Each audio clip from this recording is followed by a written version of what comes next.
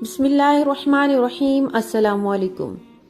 معدے میں تکلیف کو نظر انداز نہ کریں۔ آج بات کروں گی معدے کی تکلیف پر اور شیئر کروں گی مکمل معلومات اور ایسا پر اثر شفائیہ وظیفہ کہ آپ حیران رہ جائیں گے۔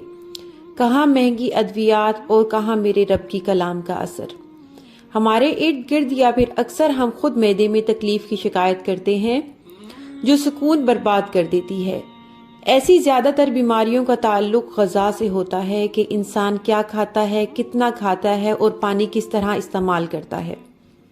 عام طور پر معدے میں جلن اور تیزابیت کی صورت میں چھاتی کے درمیان جلن محسوس ہوتی ہے جسے ہارٹ برن بھی کہتے ہیں۔ اس کی وجہ معدے کی تیزابیت کا خوراک کی نالی میں داخل ہونا ہے اور اس جلن کے ساتھ منہ کا ذائقہ خراب ہو جاتا ہے۔ تیزابیت کی مزید نشانیوں میں کھانسی اور ہچکی کا لگنا، آواز کا کھردرا ہونا، منہ سے بدبو کا آنا اور پیٹ کا پھولا ہوا محسوس ہونا وغیرہ شامل ہے۔ معدے میں تیزابیت بڑھنے کی وجہ سے زخم ہو جاتا ہے، خون کا اخراج ہونے لگتا ہے جو کہ السر کی صورت اختیار کر لیتا ہے اور یہ مہلک بھی ہو سکتا ہے۔ السر معدے کی عام بیماری ہے، لیکن اگر السر ٹھیک نہ ہو اور تکلیف مسلسل رہے تو لمحہ فکریہ ہے، کیونکہ بات بڑھ بھی سکتی ہے اور معدے کا کینسر بھی ہو سکتا ہے۔ کیا آپ معدے میں بدہضمی، جلن، تیزابیت، السر اور قبض جیسی تکالیف میں مبتلا تو نہیں؟ یہ معلوم کرنا کتنا انتہائی ضروری ہے۔ تو آئیے اس پر آج بات کرتے ہیں۔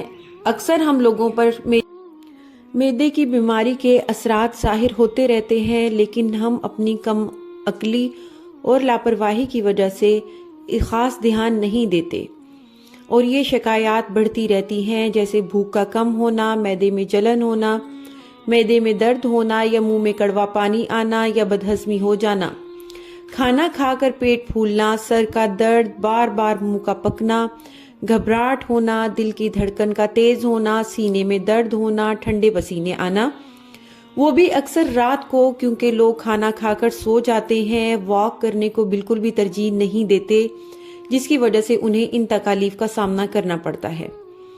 اور اس کی وجہ غیر معیاری غذائیں بھی ہیں اور آج کل کے انسانوں کا غلط لائف سٹائل ہے۔ آج کل معدے کا السر اور کینسر کافی بڑھ گیا ہے، جس کی وجہ ہماری خوراک ہے۔ پہلے ہم کھانا کھاتے تھے تازہ، اور اب کین فوڈ کا استعمال زیادہ ہو گیا ہے اور خالص خوراک بھی دستیاب نہیں ہے۔ دودھ تک ہم ڈبے کا استعمال کرتے ہیں جس میں کیمیکل شامل ہوتا ہے۔ جس طرح ہم اپنی معمول کی روٹین کو فالو کرتے ہیں تو ہم تر و تازہ رہتے ہیں۔ اگر ہم پوری رات جاگیں اور اگلا پورا دن سوئیں تو ڈسٹرب رہیں گے۔ اسی طرح ہمارے معدے کی روٹین بھی خراب ہو جائے تو سارا نظام اپ سیٹ ہو جاتا ہے۔ اس لیے چاہیں اپنے کھانے کی روٹین کا خیال رکھیں، کھانا کھا کر ایک دم سے نہ سوئیں، ورزش کریں، ایک ساتھ بہت زیادہ کھانا نہ کھائیں۔ اگر آپ 3-4 روٹیاں بھی کھاتے ہوں تو وقفے سے کھائیں، لیکن ایک ہی بار پیٹ بھر کے نہ کھائیں۔ پانی بھی یا تو کھانے سے پہلے پئیں یا کھانے کے دوران پئیں، لیکن کھانے کے فوراً بعد پانی نہ پئیں۔ بہتر ہے جب معدے کی تکلیف یا جلن شروع ہو تو نرم غذا کا استعمال کیا جائے۔ پھل اور سبزیاں زیادہ کھائیں، ناشتے سے پہلے اسبگول کے چھلکے کا استعمال کریں، پانی زیادہ پئیں۔ معدے کی تکلیف اور امراض سے بچنے کے لیے باہر کا کھانا نہ کھائیں۔ زیادہ مسالے دار کھانوں سے پرہیز رکھیں، کچا پیاز نہ کھائیں، سگریٹ نوشی اور شراب نوشی ترک کر دیں۔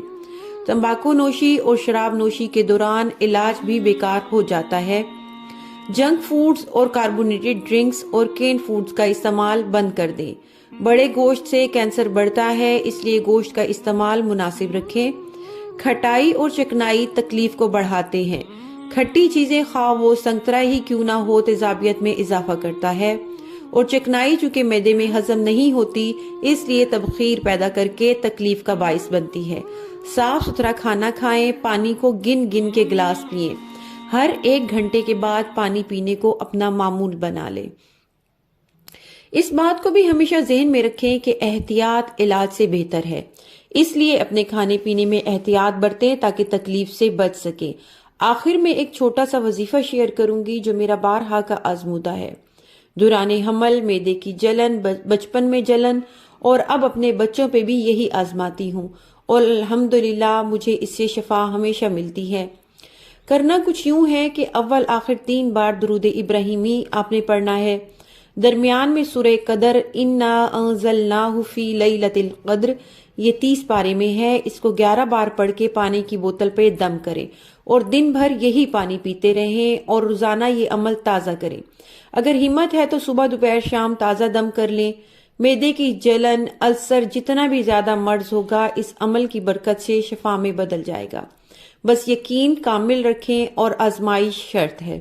دعاؤں میں یاد رکھیے گا۔ ویڈیو پسند آئے تو پلیز چینل کو لائک اور سبسکرائب کرنا نہ بھولیں۔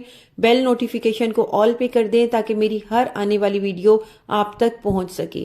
پلیز میرے ساتھ جڑے رہیں اور میری ویڈیو کو دیکھتے رہا کریں، اس سے میری حوصلہ افزائی ہوتی ہے، مجھے سپورٹ ملتی ہے۔